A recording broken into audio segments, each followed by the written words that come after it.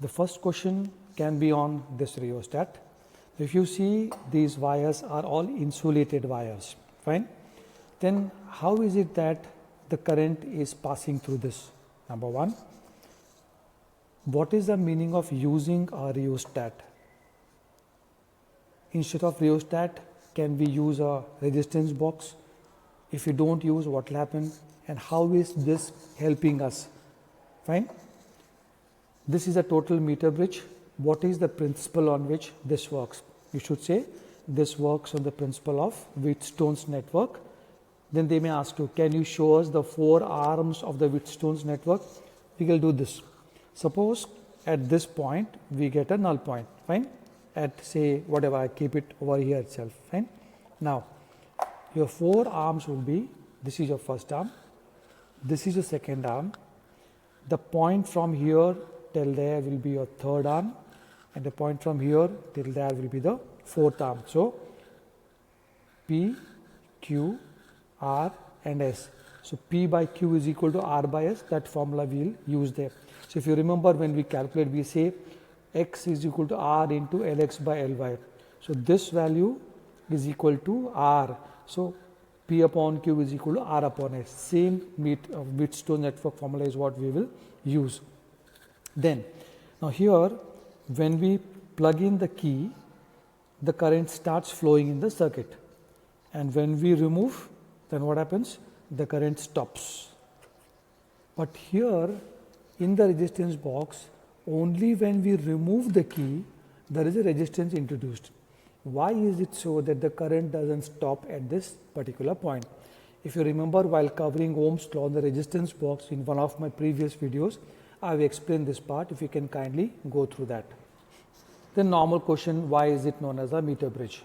It's known as a meter bridge because it consists of a wire which is 1 meter in length, and bridge means it works on the principle of Wheatstone's bridge. Then they may ask you something on this battery eliminator as to your supply is 220 volts and here you have kept at 2 volts. How come 220 volts has come to 2 volts? What is happening inside? Then you should say we are using a step down transformer, in which case 220 volts is stepped down to 2 volts, fine. And this is, that is AC, and this is a DC. And lastly, about the Wheatstone's network, it is as shown in the diagram. PQRS constitute the 4 arms of the Wheatstone's network.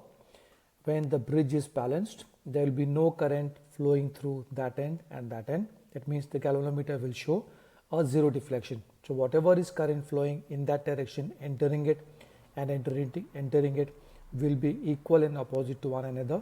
Therefore the bridge will be in a balanced condition and no current will be passing through this.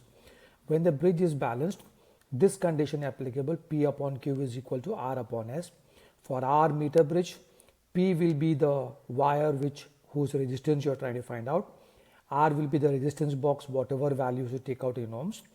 Lx is equal to Q, which is the length of the null point to the left of the jockey, and R is equal to Ly, length to the right of the jockey. Please remember, since it is 100 centimeters, you don't have to measure Ly.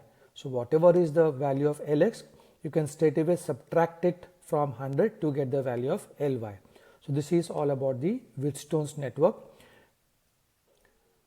One more thing that is coming into my mind is, why should you not be sliding the jockey over the wire?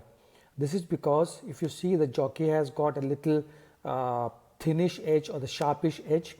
Now if you slide the jockey over the wire, there are all possibilities that you can scrape off one small little area from that particular wire, which will change the cross-sectional area, and hence the resistance of that portion will change. And if the resistance changes, then naturally the readings will not be uniform throughout.